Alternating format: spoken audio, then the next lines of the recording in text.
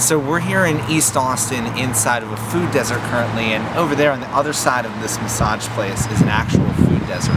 But what we're here to show you today is just how hard it is for people inside of this area to actually have access to safe and better quality food than just something like a Stop and Shop. So we're just going to go ahead and explore around the area, and we'll let you narrate and follow our journey along the way.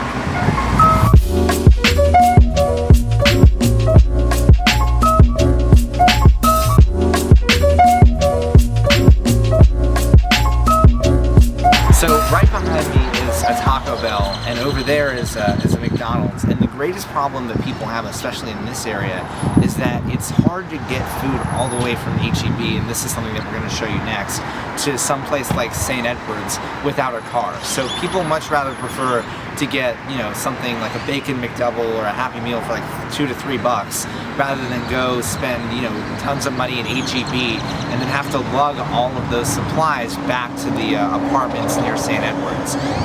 And so this is why we're showing you this, to just demonstrate how easily accessible these stores are and how persuasive they are in getting people to actually go to them, just because it's so hard to get food in other places inside of this food desert.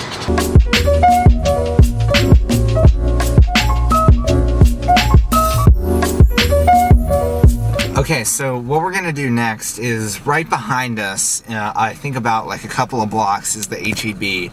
So now we're gonna kind of show you just what it's like if you were, let's say, living on or near St. Edward's University, just how far it is just to get all of this stuff. And I think it's important to remember we're driving right now, so it's a lot easy in perspective. It's only like a couple of minutes, but for people who actually have to like get all of their groceries and then carry them back to those places, it's a lot harder. So now we're gonna go, and so this, you know, this is a pretty significant walk all the way back past this district store, you know, all the way down to where we're gonna have to go make a right, I think, down here. So this is what people have to do just to get food in this area if they want to even get healthy food, is to bring it all the way down here, and then we're gonna make a right here in a sec, and they're gonna have to bring it all the way down here and all the way up this hill to places like these apartments and these houses on the side of the road here. And this is just typical because, you know, if you don't, a lot of these houses have cars, but, you know, if you live in an apartment complex and you're a student, it's harder to get food to these areas that we're going through right now, all the way back to like a university or something like that. And so this is just like we're not even close to the actual area where, you know, we're inevitably going to go, but this is kind of what people have to do if they want to get access to food in these areas, is drive this entire, you know, convoluted route just to get back to their home if they don't have a car. And it's hard to, you know, go and say, oh, I can just Uber it back to this place, because Uber is expensive for people. You know, just to go out and get a meal and have to Uber it back to a place could cost you like $5-10, and in the grand scheme of things, it's not a lot, but for people who can't afford it, it is. So now we're actually at St. Edward's. So, you know, this is what we just saw was the typical commute if a person is living on campus here without a car, which most, you know, university students end up doing. This is what they have to go through to get healthy food.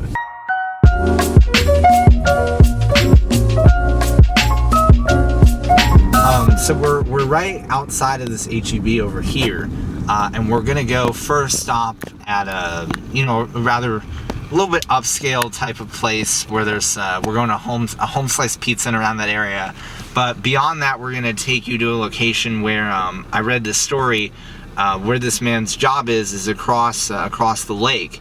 So we're gonna go there and show you that he said multiple times per week he has to go walk from this area to this HEB right here. So, you know, in perspective, I just want to see just how far it really is to get, you know, through this whole area.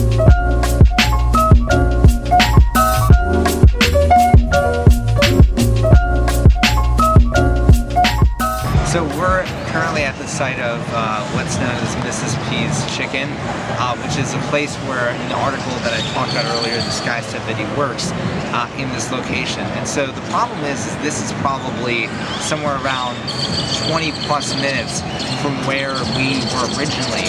And it's really a struggle that he has to walk here to work every day. And even anywhere in this location where there are a lot of places that, you know, are like food related to the food industry, where a lot of people who have problems with food deserts are going to go work.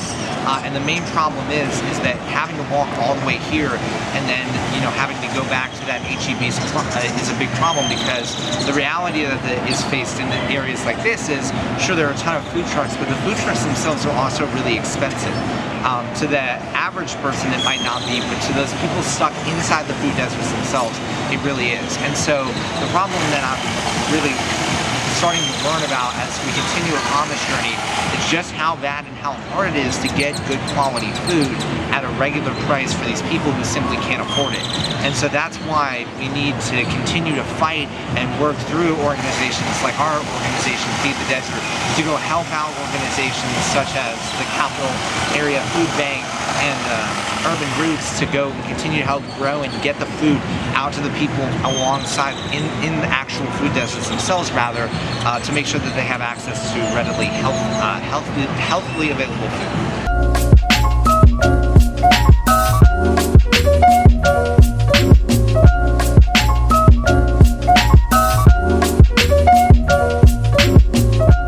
Okay, so we just finished at the chicken place, and we were walking across, and filming some drone footage, and it was surprising to just look and see all the people that, even in areas where there are or could be places where food deserts could be fixed, there were just like a ton of bars. And so, you know, people also, something to think about is people also might spend their money on things like alcohol over food, which is kind of sad, but kind of happens a lot. And I think, you know, I could see some people who might have needed some food or might have needed some more healthy food going into those bars. And so it is kind of disappointing, at least, to see that happening. And so there needs to be, you know, ways in which we can not only give people access to these places, but also help maybe educate them about the need to get access and have healthy food.